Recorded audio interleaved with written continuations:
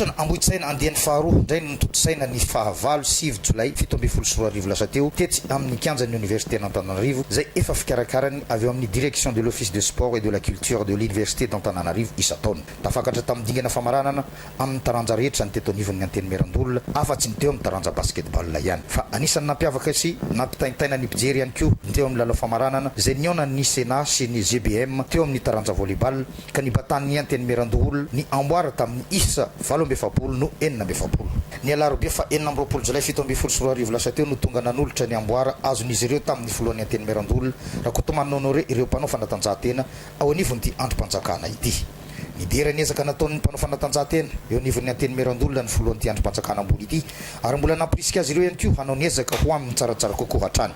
Ny fanatanjahantena araka ny nambarany dia tsara ho an'ny fahasalamana ary ao anatin'ny vatana salama no misy ny saina matsilo. Ny saina matsilo zay manana lanjany lehibe eo amin'ny fanatanterahana ny asa sy nandraikitra tanany tsirairay avy ary ny fananana toe-tsaina miray hina zay ananan'ny mpanao fanatanjahantena dia ilaina mandrakariva eo anivon'ny fiainana.